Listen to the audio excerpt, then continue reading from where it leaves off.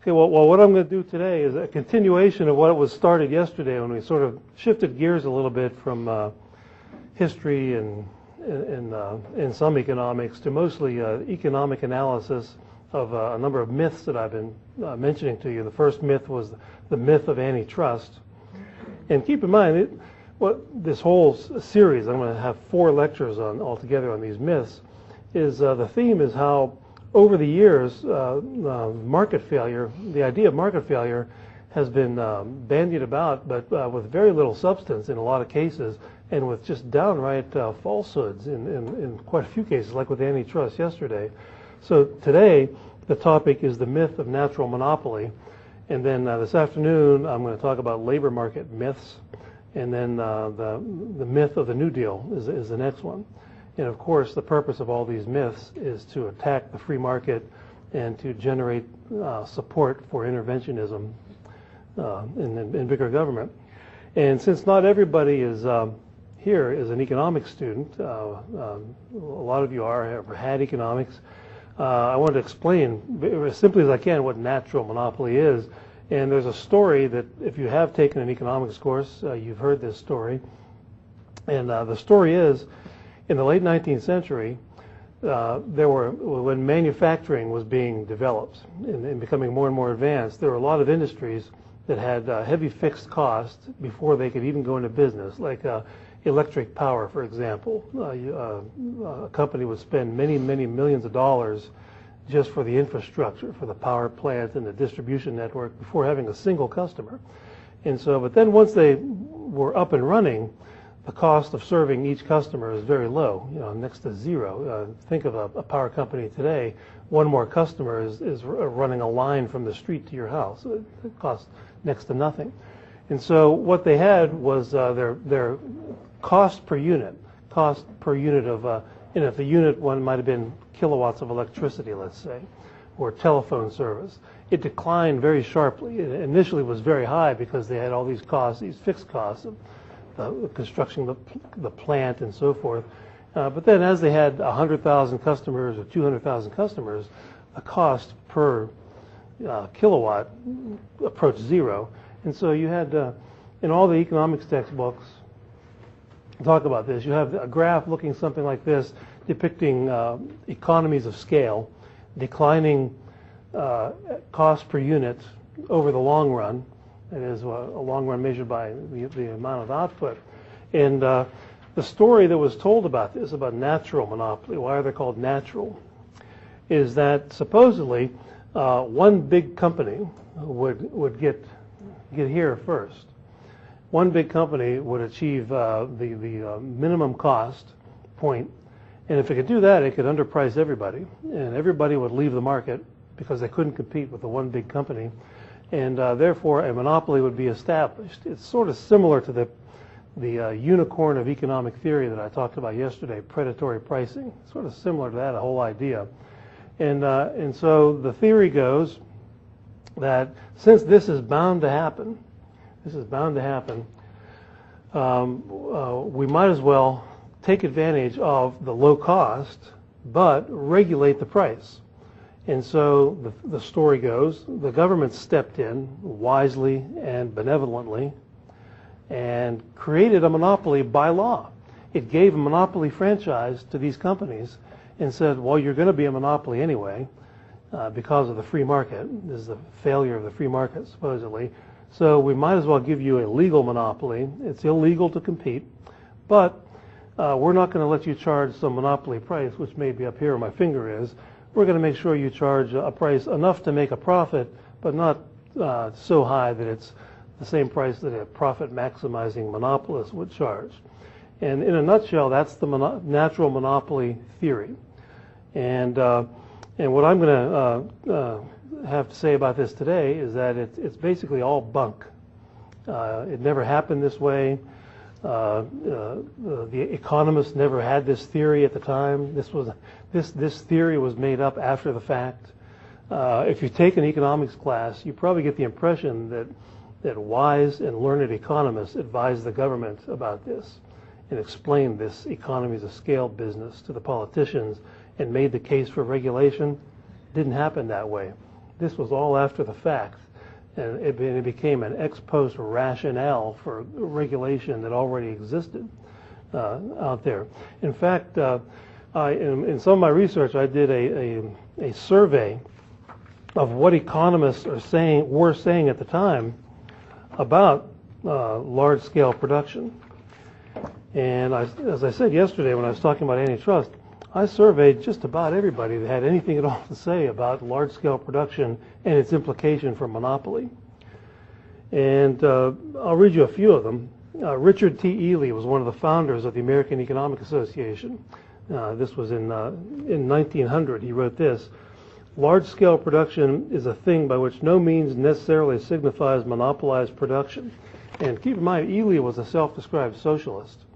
And so, and even he admitted that this is nothing to worry about. The co-founder of the American Economic Association was John Bates Clark. In 1888, he wrote that combinations, he's meaning mergers, companies that merge and become big and can achieve economies of scale like this. He said that combinations are to play an increasingly important part in economic affairs is altogether probable, but that competition is to a corresponding extent, or that competition is to be to a corresponding extent destroyed, should not be too hastily accepted. So he wasn't buying the fact that this is going to destroy competition. Herbert Davenport was from the University of Chicago, a well-known economist at the time. He said that large firms imply obviously a smaller number of competitors, but do not require the elimination of competition. James Laughlin of Yale said that even when the combination is large, a rival combination may give the most spirited competition. And if anyone wants to follow up on this, I can give you the article of mine from Economic Inquiry that I'm quoting from, if you'd like to look at it or use it in your own research. But that was basically the consensus of the economics profession, that large-scale production like this is really nothing to worry about. In fact, it's a natural evolution of the competitive process. And they basically all thought of competition at the time like the Austrians do.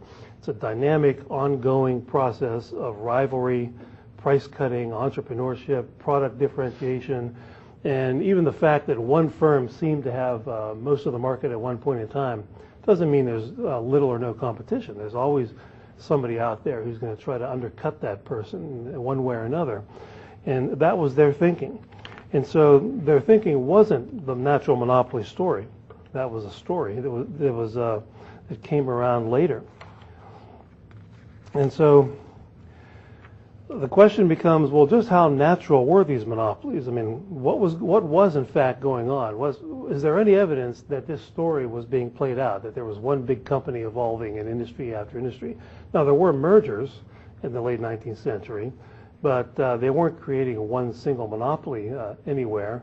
And even if they did, that is not even necessarily a bad thing. That's not necessarily a bad thing for consumers, because you still have competition.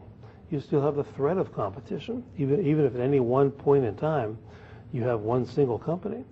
And as long as there's not a law preventing entry, you're going to have competition. That's the real monopoly problem, if it's illegal to enter the industry. But an economist named Harold Demsetz, who you guys probably know because you're graduate students, so these are the hardcore over here, but you're not all graduate students in economics. They're graduate students in other fields. But Harold Demsetz was a professor at UCLA for many years. And he was one of my favorite authors when I was a graduate student, because I was interested in this whole area, industrial organization. And I've met Harold. He's retired now. But he did a lot of writing on this whole issue of natural monopoly, utility regulation.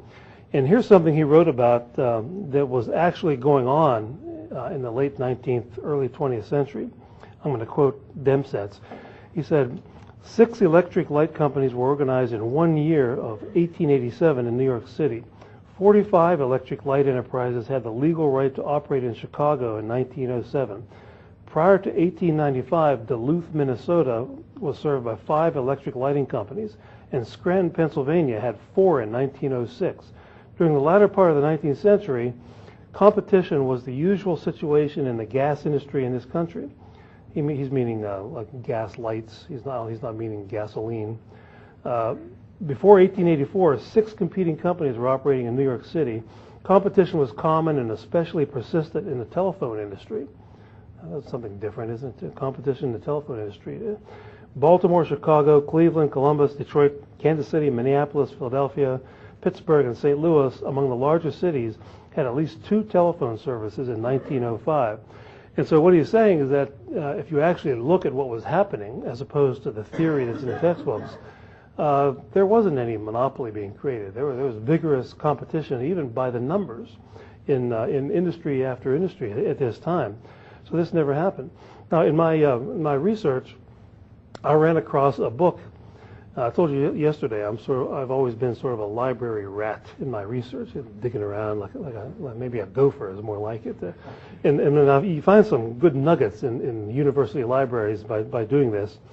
And it's mostly because I went to college in the frigid north in Pennsylvania, and the library was the warmest place to be in the wintertime, so I stayed there a lot.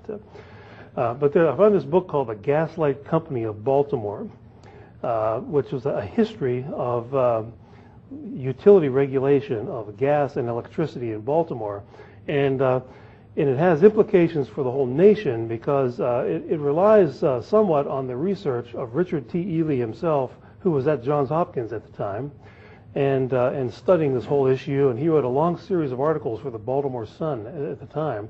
And this old book, published in 1936, mentioned this. And wouldn't you know it, I had an opportunity a couple weeks ago. There's a big issue about this in Baltimore right now, in Maryland, about the deregulation of electricity. I had there's a new newspaper in Baltimore called the Baltimore Examiner. It has a circulation of 260,000, and it's funded by a billionaire who's funded about, I think, 12 or 15 of these around the country, San Francisco, D.C., and elsewhere. And they put me on the editorial board, and they published Walter Williams, and so I've been having fun creating heartburn in Annapolis for these politicians. But I had an opportunity to actually quote this book in one of my op-eds in this new newspaper, The Gaslight Company of Baltimore, because what's going on right now is the state of Maryland passed a law in 1999 imposing price controls on electricity at 1993 prices for the next 6 years. So smart, huh? And guess what they called that law? Deregulation law. They called it electric utility deregulation. And so I was invited to write a column for this newspaper, and so I'm always looking for ways to stick it to the politicians in Annapolis somehow. And for a month I read in the Baltimore Sun, front page, deregulation has failed. Deregulation has, because the law is up. It's I think June 30th is the end of the law, and so the price can be set at whatever the market will set the prices at. But for the last 6 years, we've been paying 1993 prices for power, for electric power.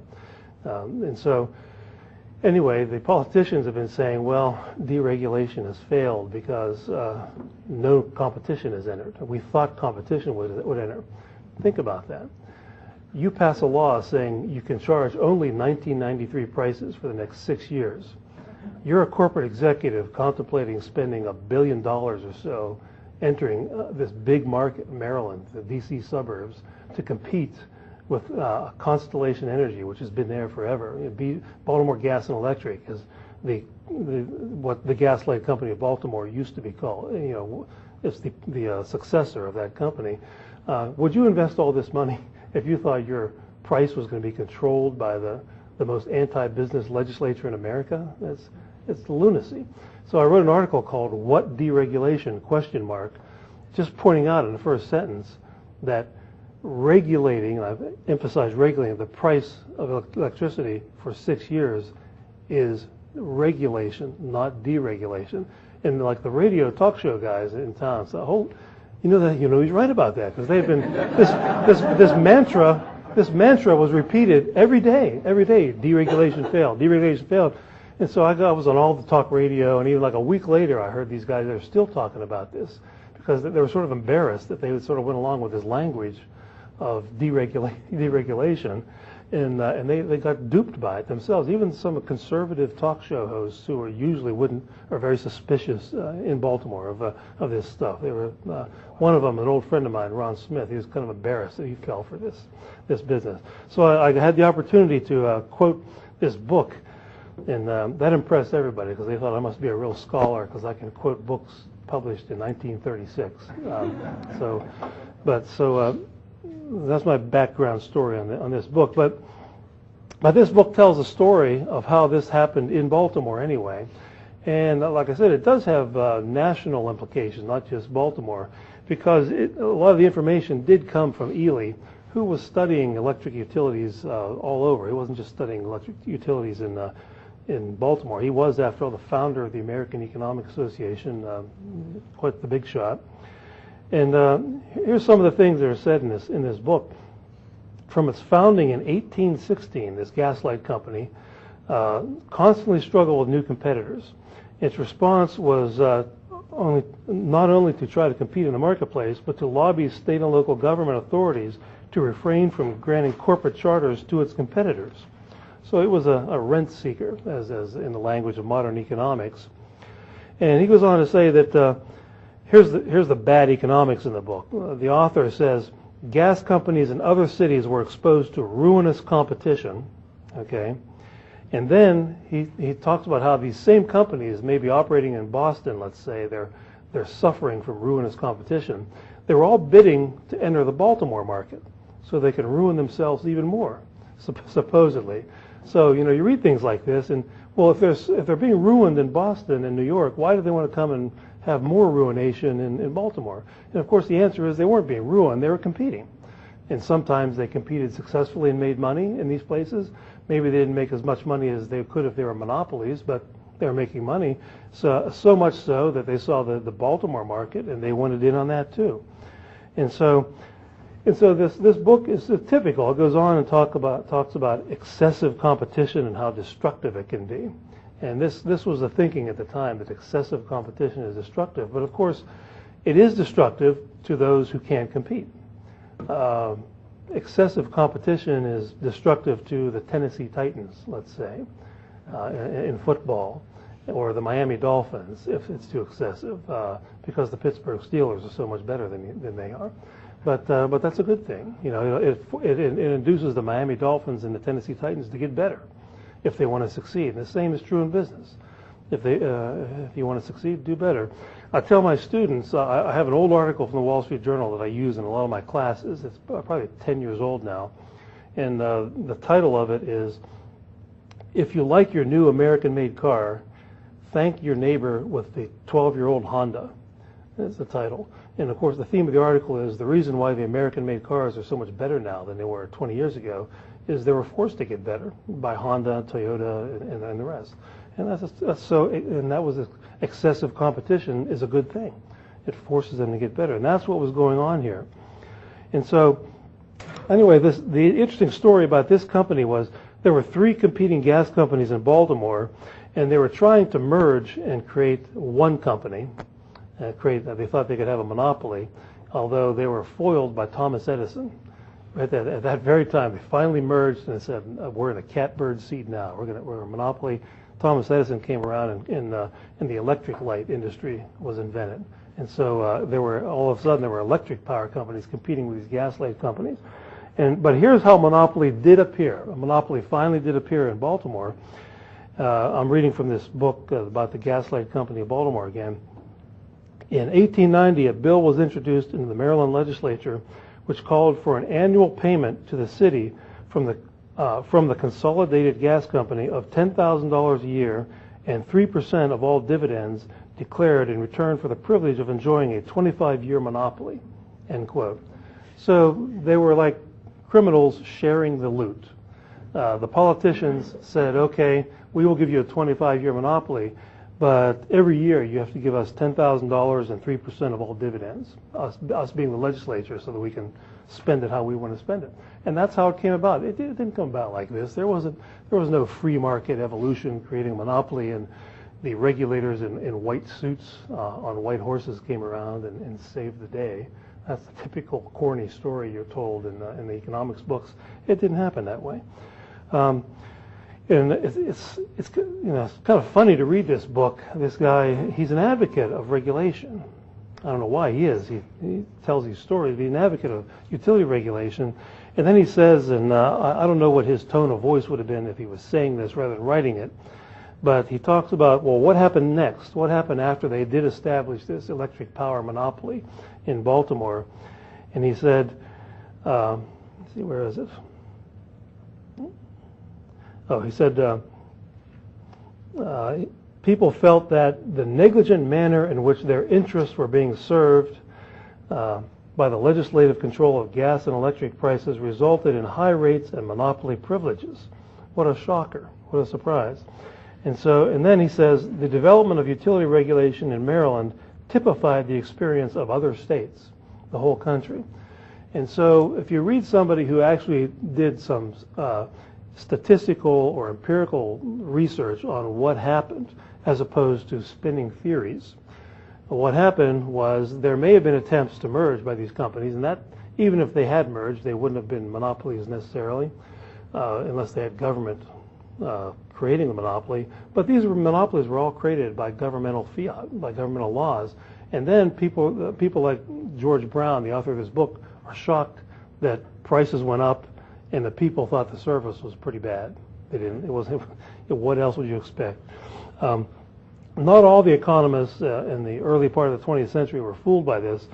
Another one of the nuggets of gold that I dug up in my scrounging around the libraries was an old article by a man named Horace Gray, and it's in a journal called the Journal of Land and Public Utility Economics. Today it's called the Journal of Land Economics.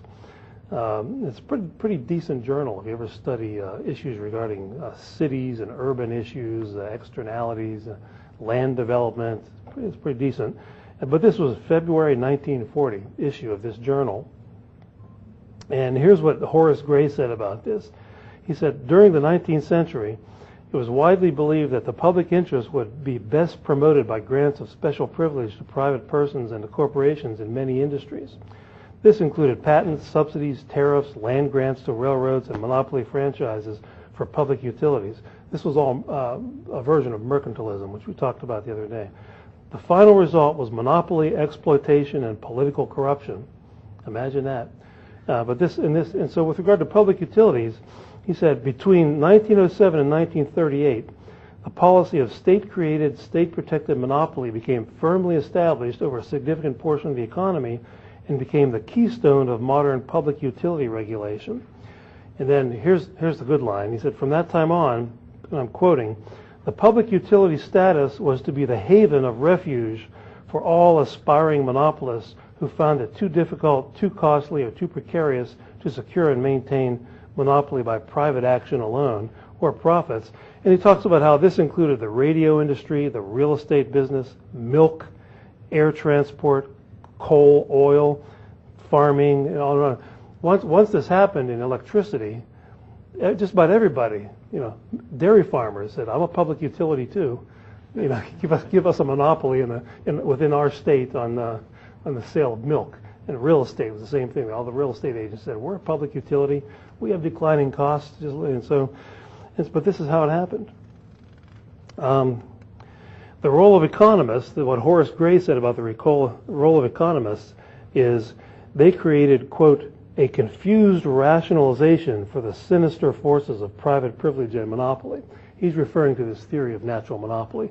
Those of you who have taken microeconomics, I bet that chapter on natural monopoly where they explain this theory is not called a confused rationalization for the sinister forces of monopoly privilege, but that's what it is. So, and if you haven't taken that course, beware that that's what you're going to be taught. It took the economics profession a long time. It took them, about 50 or 60 years to begin looking at the truth about this. I mentioned yesterday that I take the credit for being the first economist to look at the actual reality of the origins of the Sherman Act. I still haven't heard anybody dispute that claim in print, that they actually looked at the real data involved in the so-called monopolies of the 1880s. But I think it was probably the late George Stigler who first seriously examined, what was going on at this time, apart from Horace Gray and people like that who wrote, short articles about it. But Stigler first became, in fact, when he won the Nobel Prize in Economics, which I think was around 1983, something like that, One of the things they cited was his early statistical research on public utilities as one of the things, because it led to this whole economic analysis of regulation that the Chicago School of Economics became famous for. This was some of the earliest studies of regulation that all determined that, well, regulation usually benefits the regulated industries at the expense of the consumer.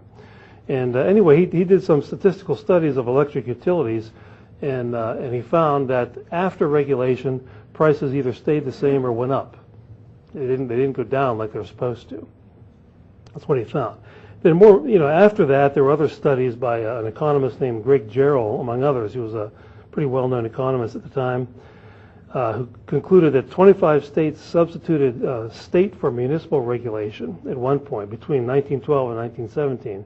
So they sort of centralized it at the state level, and the effects of which were to raise prices by 46% on average, and profits went up by 38% on average, while reducing the level of output by 23%. And so not only were they regulated and they were created as monopolies, but when they became more centralized at the state level, they became even more severe monopolies in terms of price gouging and monopolistic pricing at the state level, which kind of makes sense. If you have the mayor in charge of regulating your electric power bill, and it's a relatively small town, he's going to run into constituents who are going to complain to his face about the high prices and the rising prices. But if you have to walk all the way to Montgomery, Alabama, or the state capital of your state, not walk, but get there to complain to who? Who are you going to complain to? Some bureaucrat who you can't find at the state regulatory commission. It's much less likely that the people are going to provide political opposition to that if it's centralized at the state level, and especially at the federal level. You have, how many of you have any hope of going to Washington, D.C. and having any influence with anybody there? Well, if you bring a knapsack full of cash, you might. But other than that, the average consumer doesn't do that. Doesn't do that. Okay. Well, the next claim that was made in defense of the so-called natural monopolies, which are unnatural, was that, well, we have to have monopolies because all this excessive duplication will cause problems, and with all the wires running everywhere, digging up the streets too much, and we can't have 6 phone companies. That's not going to work. But Demsetz again, Harold Demsetz, spelled D-E-M-S-E-T-Z, by the way. He hit the nail on the head with regard to the real problem here, as did Murray Rothbard. I'm going to quote, where he said in one article, the problem of excessive duplication of distribution systems is attributable to the failure of communities to set a proper price on the use of these scarce resources. The right to use publicly owned thoroughfares is the right to use a scarce resource. The absence of a price for the use of these resources, a price high enough to reflect the opportunity cost of such alternative uses as the servicing of uninterrupted traffic and unmarred views, will lead to their overutilization. And of course, the real reason is that the government owns all the roads and the streets. And so as long as the roads and the streets are socialized and government owned and are for free, they're an unpriced resource. So therefore, that's the root of the problem. That's the root of the problem is socialist roads. And those of you who have come to Mises University or are planning on coming in the future, you'll meet. We do have a Rhodes Scholar on the faculty. His name is Walter Block, and he's it's spelled R-O-A-D-S, Rhodes Scholar. He's written quite a lot about Rhodes socialism, and he's our own Rhodes Scholar. Murray Rothbard said the same thing in Man, Economy, and State. He said the fact that government must give permission for the use of its streets has been cited to justify stringent government regulations of public utilities, in quotes, many of which must make use of the streets. The regulations are then treated as a voluntary quid pro quo, but to do so overlooks the fact that the governmental ownership of the streets is itself a permanent act of intervention. Regulation of utilities or of any other industry discourages investment in these industries, thereby depriving consumers of the best satisfaction of their wants. So he pinpointed the same thing. That's the real problem with regard to excessive duplication. And there's been a solution to this, if it is a problem, the problem of multiple phone companies with too many wires that people think are unsightly or things like that. And it existed, it has been known ever since 1859. And an economic writer named Edwin Chadwick wrote about a system whereby you could have competitive bidding for the right to be a monopoly. But the thing is, if the bidding is competitive, the winner, if it's an honest bidding process, the winner would have to promise to charge a competitive price. That's how you would win the bid, charge the lowest price, just like on a construction project. The lowest bidder gets the bid. And so in theory, you could do that. And there's been research in economics on how the French water supply system is like that. They might have in a lot of the French cities one supplier, but it's up for bid every couple of years. And so you have to hold your costs and prices down if you want to compete and keep that contract to be the water supplier. And Dempsey again wrote about that also. And in fact, here in the United States, it's worked in Jersey City, New Jersey, when Brent Schundler was the mayor. I recall reading about how the city water department was horrible in that place. The water lines were rotting away. They were losing millions of gallons of water from leaks, and it was very expensive. The water bills were going up. So he just put the whole thing out for a 3-year contract bid.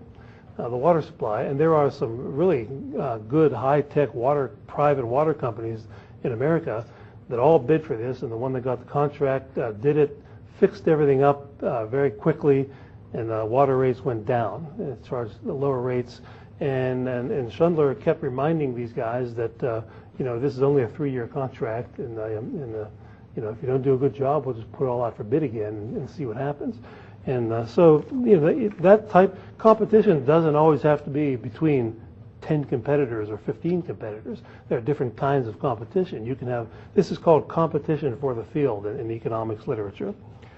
Okay, and so that's another way of taking care of this problem. And one final thing I want to do here is to talk about how there's a lot of research in economics by skeptics like me. By now you probably caught on that I'm a skeptic of this whole natural monopoly idea. But I'm not the only one. I'm not the only one. One of the reasons I am a skeptic is back when I was in graduate school, I was reading a lot of the work of an economist named Walter Primo, spelled Primeaux, Walter Primo. And he was publishing all these articles in these top economics journals on the electric utility industry, which I kind of had an interest in at the time. And what he found was there were dozens of cities in America who never did establish a monopoly franchise in electric power.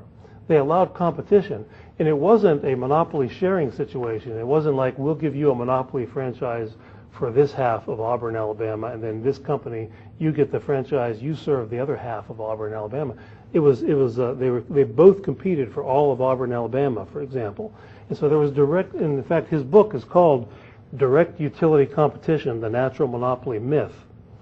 And Chad tells me that I could push a few buttons here and make it so that you could read some of this stuff. But Chad doesn't always tell the truth, as we all know. Oh yeah, there it is. It's getting a little bigger. I don't know if you can read it. And this is just a list of some of the conclusions of Professor Primo. He taught at the University of Illinois for many years. And so he studied and he published in the Review of Economics and Statistics, which is a prestigious economics journal, places like that, what he found. Direct rivalry between two competing firms has existed for a long time, over 80 years in some cities. Who ever heard of that? The rival electric utilities compete vigorously. What a shocker. Customers have gained substantial benefits from the competition. Contrary to natural monopoly theory, costs are lower where there are two competing firms operating. There is no more excess capacity under competition than under monopoly. And he says the theory of natural monopoly fails on every count here in this sample of several dozen cities. Competition exists. Price wars are not, quote, serious, he said. It's price competition. It's not ruinous. There is better consumer service and lower prices with competition. Competition persists for very long periods of time. And guess what? Consumers themselves prefer competition to regulated monopoly. Who would have thought? Any consumer satisfaction problems caused by dual power lines are considered by consumers to be less significant than the benefits from competition. And those are basically the main conclusions of his research on electric power competition. And you never do hear about this. Back in Baltimore, when I left, I published my article about this several weeks ago. And what's going on now since then was every politician in the state, the governor, all the legislators, the mayor of Baltimore, they all have their plan for what the price ought to be for electric power. They all have, like the mayor says, it ought to go up only by 20% this year and then 35% next year. The governor says, no, it should go up by 30% this year and then 29.5% next year. But every one of them advocates price controls. None of them have said, gee, this has created quite a mess. Maybe we should just let the market set the price. So what's going to happen there is that there's going to be some kind of re-regulation, and they're going to call it deregulation again, probably. But it's a horrible mess. The same thing is true of cable TV. Even a lot of the textbooks in economics, when they talk about this, if they use Exhibit A of a franchise monopoly, will point to the cable TV industry. But the same thing is true of cable as has been true of electric utilities. There have been dozens of cities in America who did not have a cable monopoly. They allowed direct competition in cable services for years, although most cities did establish a monopoly franchise. And how this happens, I can recall reading when I was at George Mason University some years ago. Washington, D.C. did not have cable TV, and the suburbs all around had cable TV. And the people who lived in D.C. were kind of upset about this. Why don't we have cable? The nation's capital. Can't even watch this. This was even before CNN became really big, I think, but they still wanted cable. And I'm reading about this in the Washington Post and elsewhere. And what was going on was they took bids for about 10 or 12 years. This was when Marion Barry was the mayor, the guy who went to prison for snorting coke with a prostitute on television. You saw him on the video. Yeah, you never heard about that? Well, you're from Serbia. I don't expect you to know about this. This is before your time, anyway. No, he was videotaped snorting cocaine with a prostitute in a hotel room, and went to jail for that. And then he was reelected after he got out of jail. And his campaign theme was felons should be given the right to vote. That was one of his campaign. But anyway, his administration took about 12 years to give out the monopoly franchise. And you're reading about this, why did they take so long? Well, all the cable companies in the country were wining and dining and financing the political careers of Barry and all his associates. And that's what they were doing. And as long as they could do this year in and year out, and being sent to expensive resorts with all expenses paid with your wife and or your girlfriend or your mistress or whatever, and campaign contributions. When they finally gave the franchise to one company, all of the mayor's political advisors were all given stock in the company, and so they made out pretty well. And I did read a few years ago, just a couple of years, about 2 years ago, that some of these people held on to the stock for 7 or 8 years and cashed it in for $12-15 million. So this was a pretty good gift to these politicians who were all around Marion Barry. And so that's the way it worked. They just held back. On the one hand, they wanted to sit back and collect all these bribes as long as they can. But on the other hand, the people were beginning to revolt about this. And they must have decided, well, we've hit the margin here, where the marginal benefit of collecting bribes is about roughly equal to the marginal cost of losing votes from no cable in D.C., a third world country. Why don't we have cable? So they finally gave out the monopoly bid. Thanks a lot from the people of Washington, D.C. They went from having no cable to having to pay monopoly prices for crappy service for cable.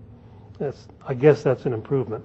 But the point is, it doesn't have to happen this way, because it hasn't happened this way in dozens of cities in America. It's only some cities that have done this. And the final example I want to offer here is telephone services. AT&T was the first telephone company, but AT&T had patents on telephone services, but they expired in 1893. And what happened was dozens of phone companies propped up, And I'm quoting here an article by Adam Thierer in the Cato Journal, fall 1994, about the telephone monopolies. He says, by the end of 1894, over 80 new independent competitors had already grabbed 5% of the total market share. After the turn of the century, over 3,000 competitors existed. So AT&T had 3,000 competitors. Then World War I came, and the government nationalized the telephone industry for national security purposes. Just like Lincoln censored all the telegraph during his administration, with the new technology, the government censored all the telephone conversation, or wanted to. And now with the Bush administration, they're doing the same thing, aren't they, with the domestic spying? That seems to be there's a trend there. But anyway, the war ended, and so there was no longer a national security excuse for nationalizing the telephone industry. But they didn't move back to competition, which is where they started from. They moved back to a situation where AT&T, which had been lobbying vigorously, as you can imagine, for a franchise monopoly, was given a franchise monopoly operated by each state. Each state ran a monopoly within that state and regulated the monopoly. And the same arguments were made. Competition is duplicative, it's destructive, it's excessive, it's wasteful. And he quotes one politician as saying, "There is nothing to be gained by competition in the local telephone business." Now, that was the conclusion of a congressional hearing. Nothing to be gained by AT&T, that's true, but a lot to be gained by the consumers. And so that's how we came to have a monopoly in telephone services until recently. They finally deregulated much of the telephone services in the last 15 years or so. But that's why AT&T was a monopoly. Again, it was a government franchise monopoly. And so the final thing I'm going to say before taking questions or comments or brilliant commentaries, I keep asking for brilliant commentaries, haven't had any yet, but don't feel badly. I ask my classes for that for 14 weeks sometimes, and I still never get any from them. No, we've had some brilliant commentaries here. I want to conclude by quoting old Horace Gray again, the guy who wrote the article in the Journal of Land Economics, by his summary of this whole thing, which I think is exactly right, and so I can't do any better than this. And he says, by a soothing process of rationalization, men are able to oppose monopolies in general, but to approve certain types of monopolies. Since these monopolies were, quote, natural, and since nature is beneficent, it followed that they were good monopolies. Nature is good. Government was therefore justified in establishing good monopolies, end quote. So he's sort of ridiculing this word, natural. Mother Nature, the goddess Gaia approves of this. It's sort of an early environmentalism.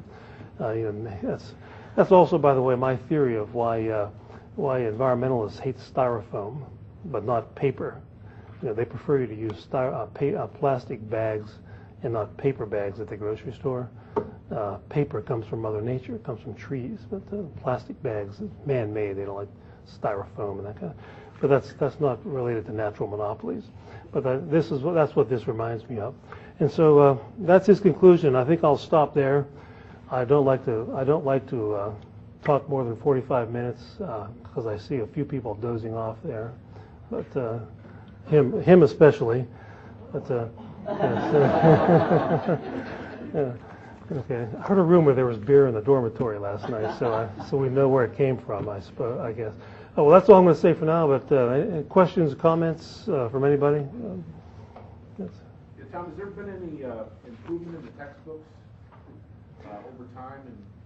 Well, some of them, as far as, introductory textbooks, Gortney and Stroop is one of the better mainstream market-oriented textbooks. And they talk a lot about the bad side effects of the process of regulation in there. And they talk about how technology has rendered moot franchise monopolies in a lot of areas, satellites replacing cable and all that. But I don't know of anybody who's incorporated some of this stuff and questioned the whole theory of natural monopoly to begin with. I haven't seen any. So I don't think they've been improved in that regard. The ones I've seen still all give the standard story and then tell the story that, well, the regulators mess up a lot, and they create all these inefficiencies. And sometimes politics comes in, and the politicians and the industry controls the regulatory agencies, and they input price controls, and that creates shortages. So they document all the bad effects of regulation. But then I'm not familiar with anybody who says, who questions the whole theory, the fundamental theory that we have to have regulation. Just like with my antitrust stuff, as you know, the Chicago School has written millions of pages on how misguided antitrust regulation has been for 100 and some years. But they still won't say, therefore, we should scrap it all. They still tend to say, well, we need smarter regulators, or regulators that are better informed by us smart Chicago School economists and things like that. But maybe there is one out there, but I haven't seen any. And I'm not sure why. I know a lot of economists make a lot of money as consultants to the utility industries. Maybe old George Stigler is right. When George Stigler wrote an article about why so many economists came to embrace antitrust regulation, the way he put it, I can paraphrase as I did yesterday, that they caught on to the fact that they could earn significantly more than the minimum wage as antitrust consultants. And that probably has something to do with why they aren't too harsh in their criticisms of utility regulation either. But plus, there aren't that many who are willing to challenge these fundamental concepts. You're the skunk at the garden party if you challenge something that's been incorporated into all the textbooks, because you're going to force all these people to change all their textbooks, and who wants that? And so I think there's a lot of resistance to this sort of thing. But I think we can make some progress though by doing more of this kind of seriously looking at all these market failure claims, and informed by Austrian economics and the knowledge that you need to dig for the facts. Don't buy these theories. And to the students out there doing research, like I said yesterday, I was amazed when I started researching antitrust that no economist had ever actually looked into the notion that the trusts of the late 19th century were actually restricting or expanding output. I couldn't find any book. I looked at hundreds of sources, and I couldn't find any data at all. It was just an assumption that was thrown out there. So when you read things like this, always look for the evidence. And if there's none, you should be suspicious of that and look for it yourself. Other questions, comments? I have another comment about a lot of the things you were talking about in terms of the rate hearings and the analysis that Chicago's done. And it seems to be almost all focused on price. Yes. The price of the product, the rate that they're going to be able to charge. And frankly, with natural monopolies, the price is not the thing that bugs me the most. It's the service. Yeah. That you don't get. Yeah. You typically get from a competitive industry. Yeah. I mean, I don't know if electricity should be 5.1 cents or 5.3 cents, but I do know that if my power goes out for 4 or 5 days in a row, what kind of impact that has on your life. And they always seem to ignore the service. Yeah, well, I think the reason for that, is that the model of competition that the mainstream economists use is still perfect competition. That's their competitive model. And it's a model of price competition. It says very little about non-price things. They'll sort of mention a few things here about non-price competition, but that's what I think that's where the model focuses on, doesn't it? Price competition. And it's hard to model, create an economic model of how trees fall down and break the power lines, and it takes them 2 weeks to come out and fix them. It's hard to devise a fancy-looking mathematical model of that, but that's what happens when you don't have competition. The same with me. When I live in Maryland, which is sort of right on the cusp between the northern cold winters and the more mild southern winters, and so that means we get lots of ice storms. It's not cold enough to snow, not warm enough to rain, so we get ice. And so it'll ice for 2 hours, and all it takes is one branch, and you'll have 15, 20 square miles out of power, because it'll just knock over one big wire, and it'll take them some 3 or 4 days to come out there. And the people are always asking, well, why don't they come out and cut down some of these branches? During the summer, why don't they come out and cut these? Well, they don't have to. There's no competition. Why should they do that when they can just pocket the money and let you sit in the cold? Well, that's true.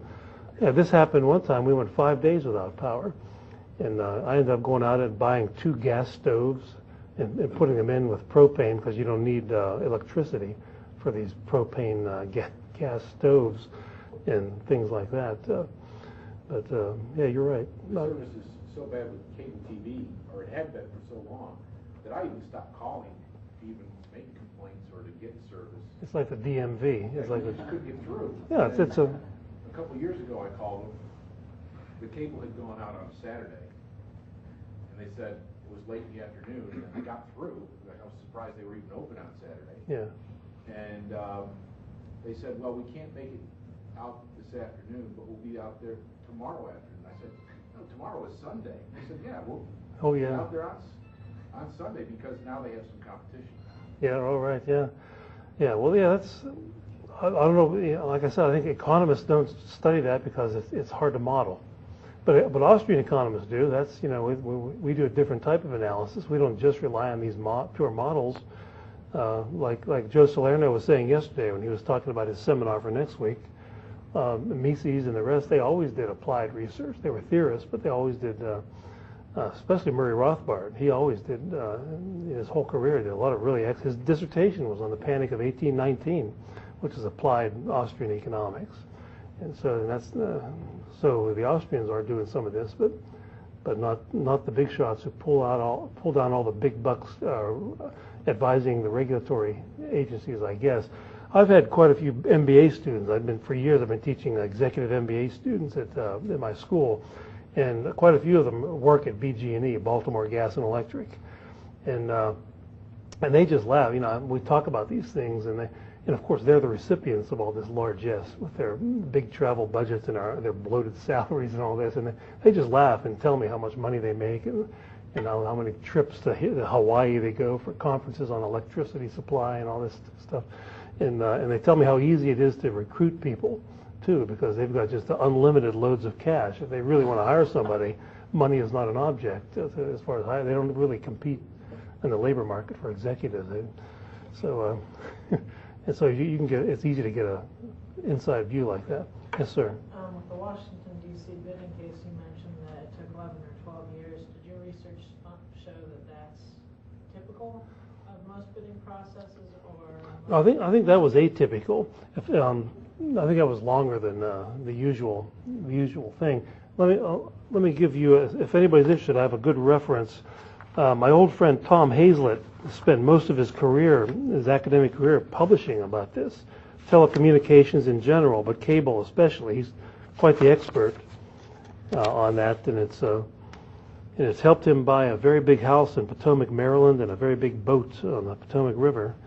But one of his articles is in the Yale Journal of Regulation in 1990, called "Duopolistic Competition in Cable Television," and it's one of the first articles I know of that documented the direct competition in cable.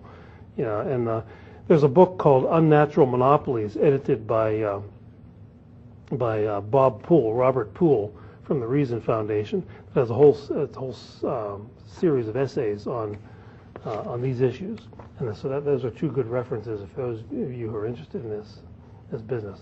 But I think the point was that Washington D.C. was exceptionally bad because of Mayor Barry, thoroughly corrupt, totally corrupt, even more than most.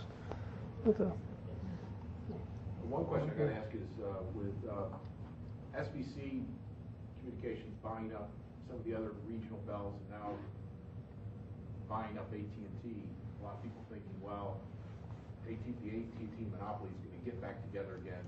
It's going to be unregulated, and we're not going to be able to afford phone service in the future. Yeah, well, there's always a threat of competition that'll hold them to it. In the old days, capital investment, that's this whole idea that capital investment was a barrier to entry, had a lot of appeal to a lot of people because you had to build an automobile plant to compete with General Motors. But that doesn't seem to be a hindrance hardly at all nowadays because the capital markets are so sophisticated worldwide. If somebody has a potential to earn monopoly profits in the state of Alabama, I would expect competition to be drawn in from all over the place. And the real problem would be, do they need to get a government license to be able to compete like that? I don't know the details about this, but But that would seem to me to be the biggest barrier to entry is, do they have to get a government license, and will this company effectively lobby against a governmental license of that sort? I know that Constellation Energy in Baltimore is like walking distance from where I live. In fact, my next door neighbor is the assistant treasurer at Constellation Energy, which owns BG&E, and they spend a lot of time politicking. I mean, he doesn't get home from work until 11 o'clock midnight every night, because he's always at some dinner with the mayor or the governor or something like that. And so I assume what they're doing is making sure that the competition doesn't come into the state of Maryland. Why so many dinners with politicians? That's the way they. That would be the biggest barrier, I would think.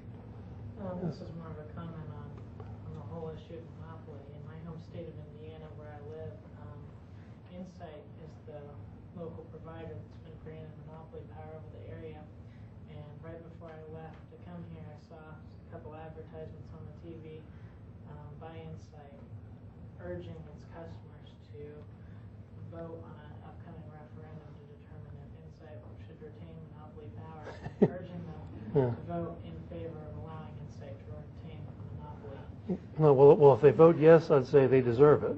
Now, unfortunately, because of the nature of democracy, the people who voted no will also get screwed also by this. But, what did you say there at the end? Well, I mean, I just thought it was interesting. That's like, okay, so the government gave them subsidies not only to have the monopoly power, but then in effect they're receiving subsidies to advertise to its customers. Oh, sure. The monopoly power. Yeah, they're using its ill-gotten. It's like a double Yeah. Well, we've had. One of the concluding statements of this op-ed that I wrote was that don't expect 100 years of government-run monopoly to be solved overnight. All these people in Maryland they all have their plans for what the price ought to be. The truth is sort of like the Soviets with their 5-year plans is what it sounds like. But they totally screwed up the utility industries for 100 years, and so we're just in a big mess. And the problem is the average citizen can't imagine what competition would be like. I think it was Murray Rothbard who once gave the example of if the government had taken over the shoe industry 150 years ago, and then all of a sudden they privatized the shoe industry, you can bet your life people would say, well, that's preposterous. Everybody knows you need government to make shoes. The private sector could not possibly make shoes. But that's the way it is with these so-called utilities. It's been a government-run monopoly scam for so long that economists can understand what was likely to happen if you open up to competition. That's why you should be studying economics. But the average citizen, they'll fall for this sort of thing. They might like, the security of, what is it, Insight is the name of the company? Yeah, Insight. Yeah. So they might like the security of that more than. Of course, they'll be making threats about the upcoming monopoly if you allow competition. Right? Is that what their argument is? Don't allow competition; it'll lead to monopoly. Yeah. It's excessive duplication. They're going to tear up all your streets. Yeah, they provide pretty bad services. Yeah. Well, yeah, sure. Why wouldn't they? If I was a monopoly economics professor, I wouldn't prepare for class at all. Why should I? If I had a government monopoly in teaching economics at my school, sure, I'd do this. I'd be just as big a scoundrel as these guys. How do you deal with price controls on utilities in developing or transitional economies? So, for instance, in Russia, where the government sets the price on gas, and the rationale being that the majority, because the economy is still so screwed, the majority of people can't afford to pay a market price for gas. And in the winter, it gets so cold, it's a necessity to die without heat. But on the flip side, you have the one utility company, the gas company, because of the price control, can't afford to update the aging infrastructure. So in the winter, you have rolling blackouts. So it just means that the people out there's a situation where the economy's not free market yet. It's not even close to a market economy yet, and the people can't afford the full price of the utility. Well, what happens in that situation is the price controls create shortages, and then there'll be a black markets created. And so if you want to buy the stuff, the short supply of gas on the black market, you're going to end up paying the market price or more anyway if you want to get it. If not, you just do without and freeze in the dark, I suppose. And so that's what has happened for many hundreds of years in situations of price controls like that. And you're right, if they allow the free market to set the price, it might help these companies develop their infrastructure. It would also maybe draw more competition in. And in situations like that, they don't have to rely. They don't have to rely on Russian companies. I mean, there are companies that would come in there from all over the world and supply these things. One example I can think of is in India. I read a story, it might have been The Economist magazine. There was a man who ran a textile plant and hired several hundred people somewhere in India, and he had horrible problems with electric power, since you mentioned underdeveloped countries. And with a textile mill, if the power goes off for 1 second, that screws everything up. You can imagine all these things spinning and pushing out textiles, and it stops. And that's kind of a disaster to a textile mill. And so this guy had these all the time. The power was going out. And so he left home, and he found an American company that was willing to come into his little town and supply power with the latest high-tech stuff, at even cheaper than the government power monopoly was providing there. But the government of India would not allow it. And I don't know if they do today, but this was maybe a year or two ago. I read about this. And the same is true with Russia. If you're speaking of Russia, people from anywhere in the world could come in there and compete to serve these customers. And you don't have to have a giant market anymore. This story I'm talking about with power, it wasn't a huge market. It was a small town in India, but it was enough to make a profit to this American power company. And they were willing to go there. But so the real problem would probably be Vladimir Putin and giving permission to foreigners to come in and compete to provide power, or if he chooses to try to solidify his political power through mercantilism, that is, giving grants of monopoly privilege to whoever owns the infrastructure now. Well, that's not going to happen. You're not going to have competition and the benefits of competition. You're going to have Putin being responsible for this mess that they're in. Then how would you deal with the transitional period where the people aren't making enough money because to be able to afford the new market prices? But eventually, Yeah. The hope is that everything will improve and they can. Well, have like maybe a year or two where they're simply not. Well, what I'm saying is that price controls aren't going to help them. It's going to create shortages, and then if you want the energy, you're going to have to pay higher black market prices, or none at all. So that's really not a desirable option to do that. And who ends up getting the short supply is usually who is best able to bribe the suppliers, and that's usually the more affluent people who do have the money. So the people without the money, they're going to be worse off under price controls than under allowing the market to work.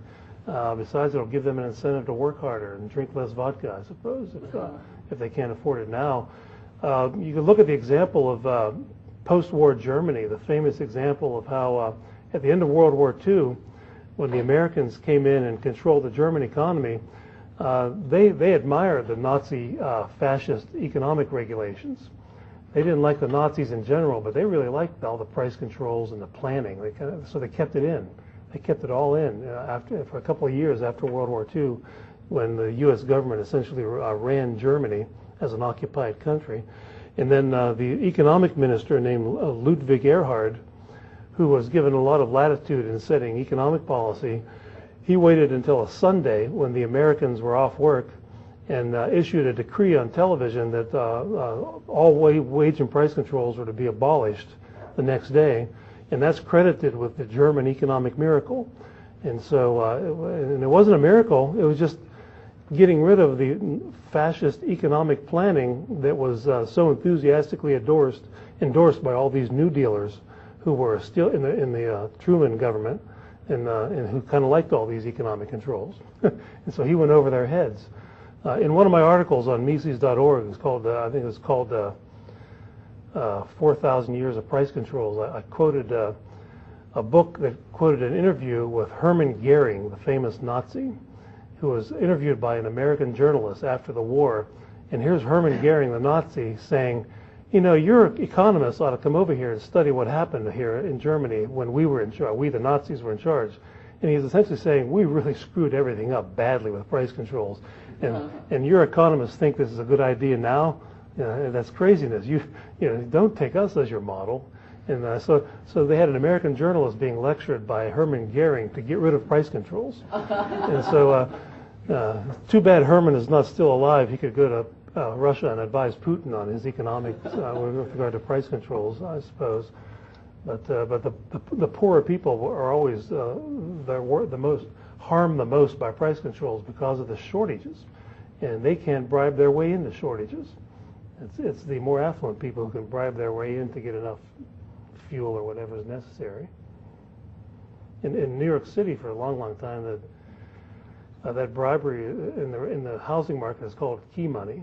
They've price controls on rent, and the rent will be great. It'll be like $800 a month for a two-bedroom apartment overlooking Central Park or something, but it'll cost you $20,000 for the landlord to hand you the key.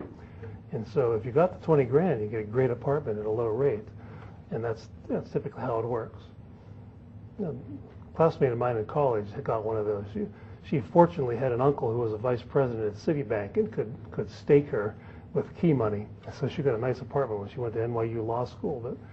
But if you didn't come from an affluent family like that, you live in a closet somewhere in Brooklyn. Any other questions or comments? We've had all brilliant commentary so far, but not so many questions. Okay, well, we'll wrap it up then and go drink coffee. Thanks.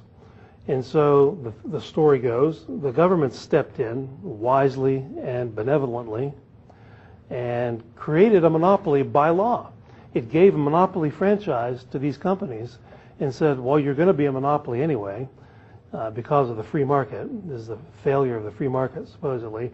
So we might as well give you a legal monopoly. It's illegal to compete, but we're not going to let you charge some monopoly price, which may be up here where my finger is. We're going to make sure you charge a price enough to make a profit, but not so high that it's the same price that a profit-maximizing monopolist would charge. And in a nutshell, that's the natural monopoly theory. And what I'm going to have to say about this today is that it's basically all bunk. It never happened this way. The economists never had this theory at the time. This theory was made up after the fact.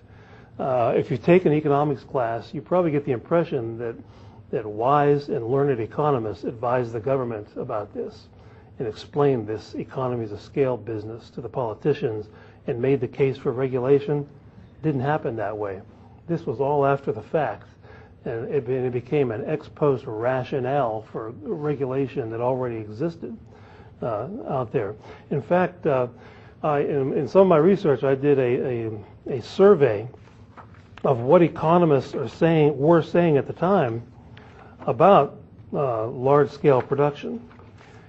And as I said yesterday when I was talking about antitrust, I surveyed just about everybody that had anything at all to say about large-scale production and its implication for monopoly. And I'll read you a few of them. Richard T. Ely was one of the founders of the American Economic Association. This was in 1900. He wrote this: large-scale production is a thing by which no means necessarily signifies monopolized production. And keep in mind, Ely was a self-described socialist. And so, and even he admitted that this is nothing to worry about. The co-founder of the American Economic Association was John Bates Clark. In 1888, he wrote that combinations, he's meaning mergers, companies that merge and become big and can achieve economies of scale like this. He said that combinations are to play an increasingly important part in economic affairs is altogether probable, but that competition is to a corresponding extent, or that competition is to be to a corresponding extent destroyed, should not be too hastily accepted. So he wasn't buying the fact that this is going to destroy competition. Herbert Davenport was from the University of Chicago, a well-known economist at the time. He said that large firms imply obviously a smaller number of competitors, but do not require the elimination of competition. James Laughlin of Yale said that even when the combination is large, a rival combination may give the most spirited competition. And if anyone wants to follow up on this, I can give you the article of mine from Economic Inquiry that I'm quoting from, if you'd like to look at it or use it in your own research. But that was basically the consensus of the economics profession, that large-scale production like this is really nothing to worry about. In fact, it's a natural evolution of the competitive process. And they basically all thought of competition at the time like the Austrians do. It's a dynamic, ongoing process of rivalry, price cutting, entrepreneurship, product difference.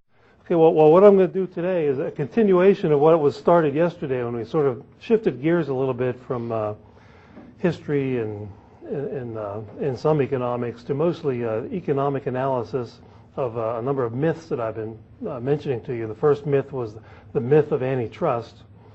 And keep in mind, this whole series, I'm going to have 4 lectures altogether on these myths, is the theme is how over the years market failure, the idea of market failure has been bandied about, but with very little substance in a lot of cases, and with just downright falsehoods in quite a few cases, like with antitrust yesterday. So today, the topic is the myth of natural monopoly. And then this afternoon, I'm going to talk about labor market myths. And then the myth of the New Deal is the next one. And of course, the purpose of all these myths is to attack the free market and to generate support for interventionism in bigger government. And since not everybody is here is an economics student, a lot of you have had economics, I want to explain as simply as I can what natural monopoly is. And there's a story that if you have taken an economics course, you've heard this story. And the story is, in the late 19th century, when manufacturing was being developed and becoming more and more advanced, there were a lot of industries that had heavy fixed costs before they could even go into business, like electric power, for example. A company would spend many, many millions of dollars just for the infrastructure, for the power plant and the distribution network before having a single customer. And so, but then once they were up and running, the cost of serving each customer is very low, next to zero. Think of a power company today, one more customer is running a line from the street to your house. It costs next to nothing. And so what they had was their cost per unit of, if the unit one might have been kilowatts of electricity, let's say, or telephone service. It declined very sharply. It initially was very high because they had all these costs, these fixed costs of construction of the plant and so forth. But then as they had 100,000 customers or 200,000 customers, the cost per kilowatt approached zero. And so you had, in all the economics textbooks, talk about this. You have a graph looking something like this, depicting economies of scale, declining cost per unit over the long run. It is a long run measured by the amount of output. And the story that was told about this, about natural monopoly, why are they called natural, is that supposedly one big company would get here first. One big company would achieve the minimum cost point, and if it could do that, it could underprice everybody, and everybody would leave the market because they couldn't compete with the one big company, and therefore a monopoly would be established. It's sort of similar to the unicorn of economic theory that I talked about yesterday, predatory pricing. It's sort of similar to that, a whole idea. And so the theory goes that since this is bound to happen, we might as well take advantage of the low cost, but regulate the price. Differentiation, and even the fact that one firm seemed to have most of the market at one point in time doesn't mean there's little or no competition. There's always somebody out there who's going to try to undercut that person one way or another. And that was their thinking.